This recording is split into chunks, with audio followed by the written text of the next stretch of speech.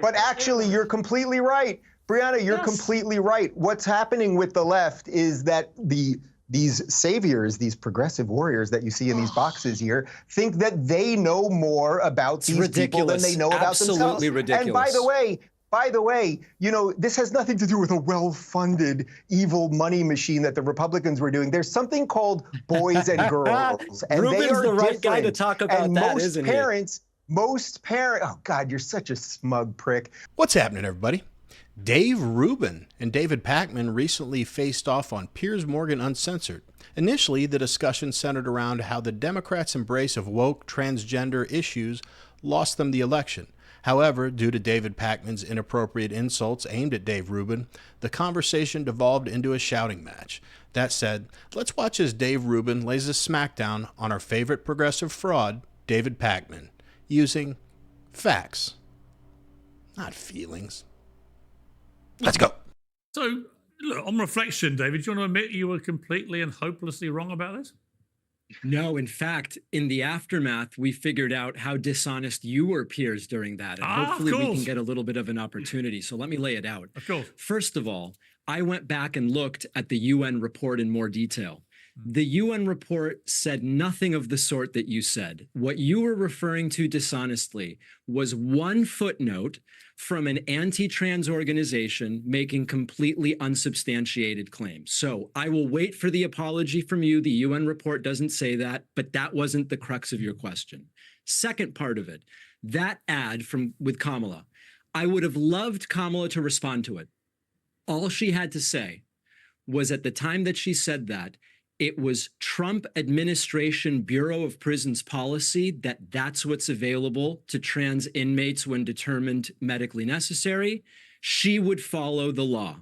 You haven't said that. And then number three, Piers, on who cares about the issue, I checked Gallup survey, trans issues at the very bottom. The reality is almost no one's trans. Almost no trans people are in competitive sports. And people do not care about the issue. However, there's a lot of money made grifting about trans this and trans that, even from people on this panel. So I get why they keep bringing it up. You're completely right. Brianna, you're completely right. What's happening with the left is that these saviors, these progressive warriors that you see in these boxes here, think that they know more about these people than they know about themselves. Absolutely ridiculous. And by the way, you know, this has nothing to do with a well-funded evil money machine that the Republicans were doing. There's something called boys and girls, and Rubin's they are the right different. guy to talk about and that, isn't he? Most parents, oh God, you're such a smug prick. Listen, most parents actually want to defend their daughters and don't want them to have the crap kicked out of them by boys, and they don't want them to be playing boys in soccer or any of these other things. That is a defense of girls. If someone, as an adult, 18, 21, we can discuss the age, wants to dress how they want, have any surgeries, take whatever drugs, do whatever they want with their body, most people, even Republicans, don't object to that. And I have no problem referring to Brianna as she, because I can clearly sense she would treat me with respect and I'll treat her with respect. And it's a two-way street rather than pandering and bowing to a bunch of people that could not give a crap about anybody else. Yeah, and David, hang on, let me bring in David Pakman again, because you were very quick when I asked how you felt about being so wrong about this, to accuse me of being misleading, disinformation, misconstruing. Hey, if you like watching videos like these, like, subscribe. Let's get back to the video. Accuse me of being misleading, disinformation, misconstruing a United Nations report. So because we're a very nimble team here, while you were talking, they just went and double-checked, because I was curious what you were talking about. And we found, we found the United Nations report. And it's not a footnote, as you said, it's page 5 of the report. It says, and I quote, the United Nations says nearly 900 biological females have fallen short of the podium because they were beaten out by trans athletes.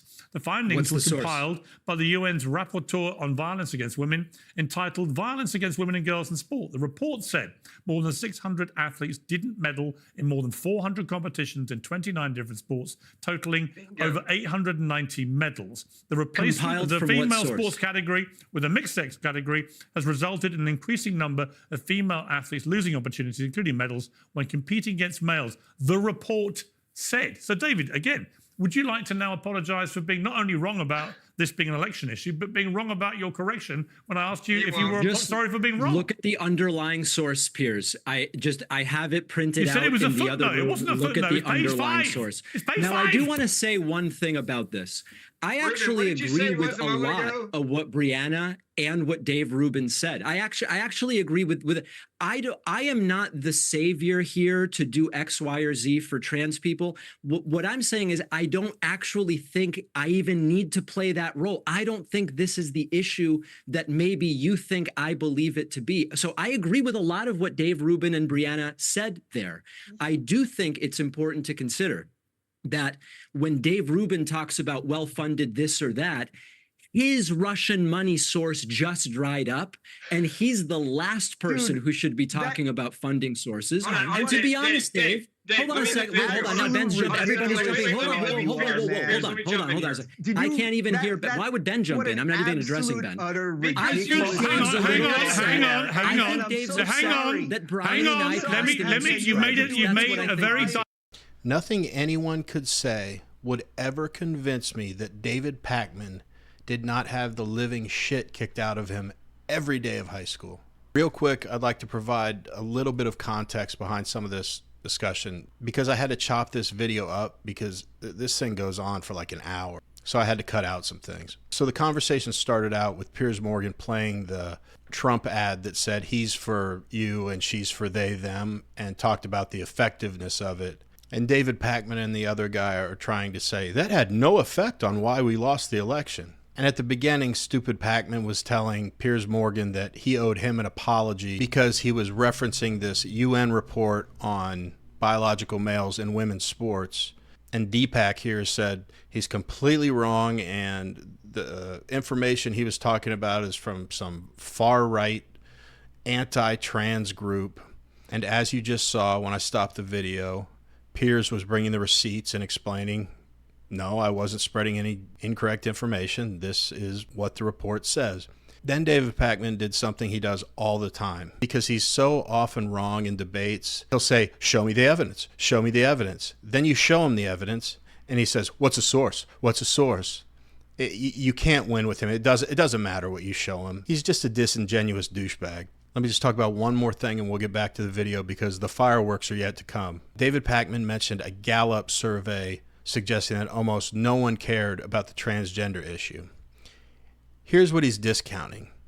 The fact that at least part of one side of our political system is forgiving kids puberty blockers, hormones, gender-affirming care, and mutilating their bodies. The other side wants to protect children and women and won't let this shit fly. So it may not have been people's top issue that they were voting on, but the election showed that sanity won the day. And there is no doubt in my mind that the issue at least played into many voters' decisions when they looked at both candidates holistically. It's simple.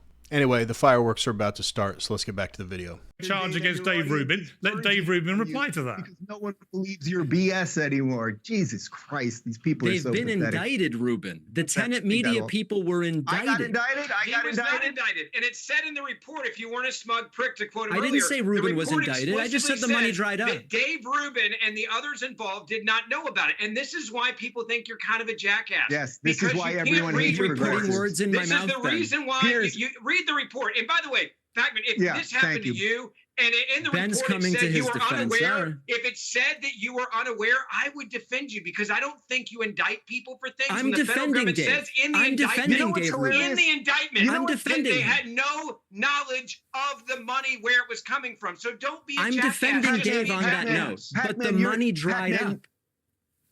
Pakman, you're being a tool, man. You are no real Pakman, which I'm quite good at.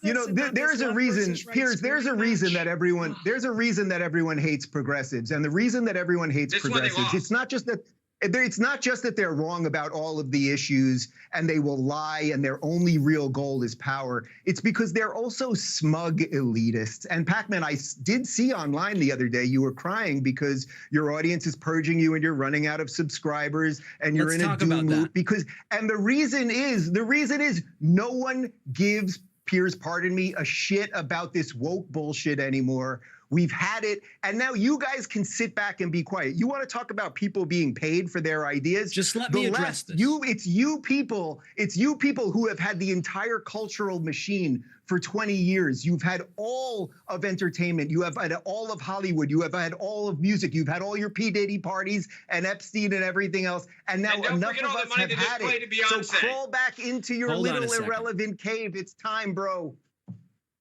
Can I address any of that, Piers? Is that allowed? Sure. Okay. It is absolutely true that in the 48 hours after the election, a lot of very upset leftists started pulling back from political content. I was hit by it. No, not from political content, from your political content. I have to be able to talk about it, them about everything. I have to be able to talk. I have to be able to get a word in. Unless you just want Dave Rubin to talk. Let me know, Piers. I love hearing Dave Rubin talk. I would prefer that.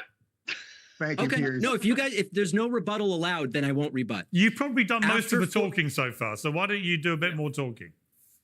I'll say this and then I'll be quiet the rest of the show. Because Brian hasn't said anything for ages. I want to bring him in. I want Brian to weigh in. That completely reversed.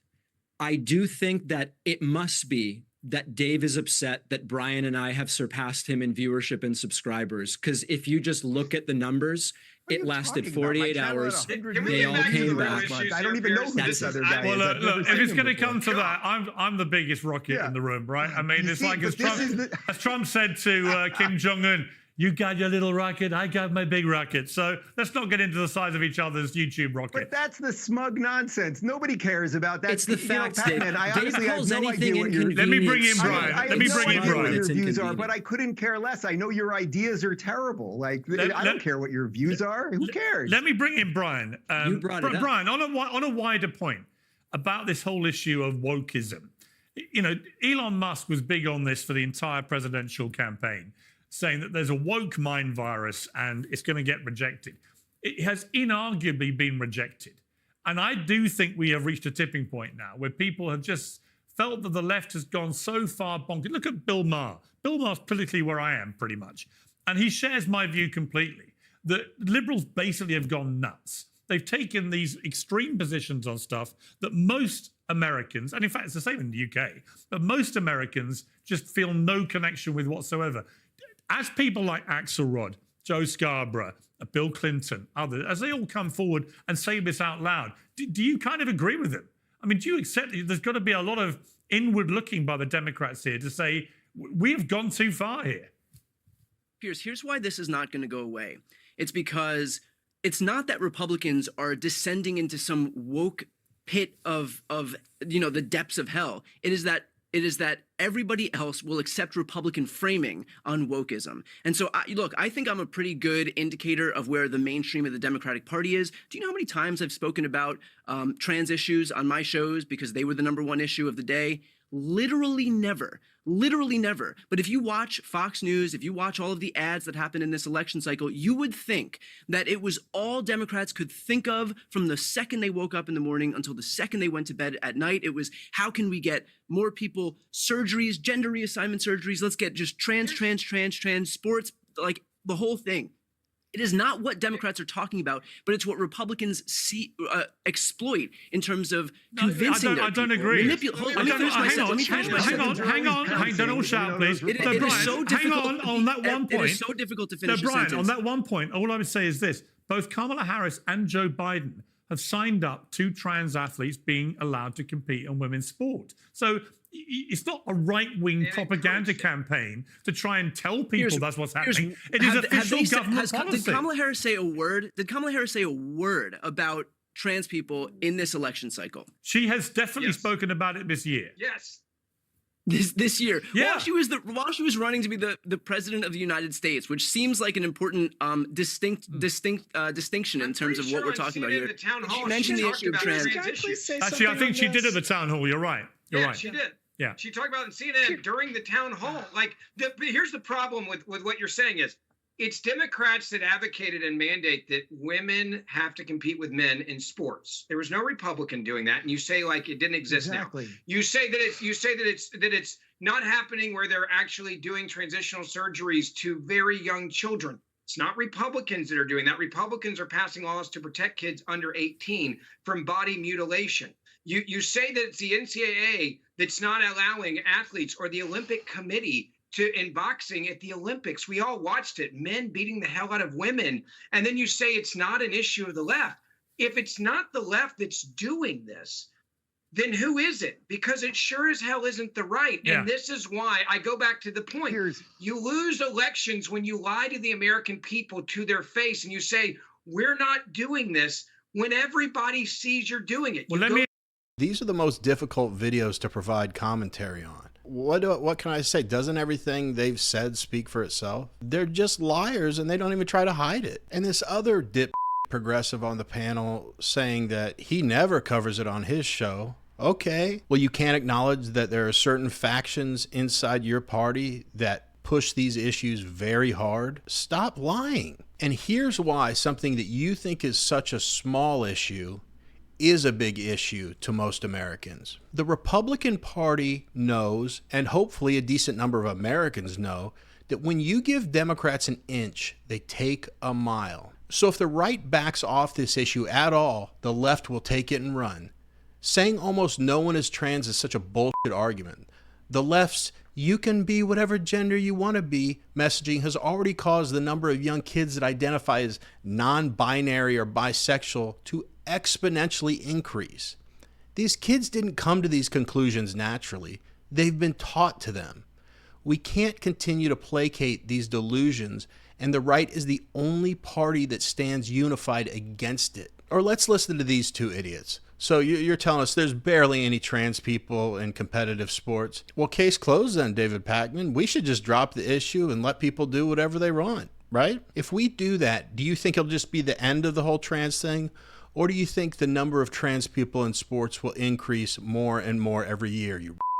I don't know if I cut this part out or not, but David Pakman said at one point, there's a lot of money to be made on the right by grifting and making trans issues bigger than they really are. First of all, I don't know what the hell he's talking about. How is there money in it for the right? Projection as usual. Seriously, maybe I'm just not a good business person, but I can't think of how opposing transgender surgeries for kids could possibly make someone on the right money. You know who can imagine how you would make money off something like that? A grifter. I say this every other video about a Democrat, a progressive, a rhino, whatever. It's projection. That's the way he thinks. He thinks of the grift, so he has to accuse other people of that. This guy has like 2.6 million followers, and he predicted that Kamala was going to win in a landslide. What sane human being would come to that conclusion? A grifter, perhaps? But I do have to agree with Deepak on one thing.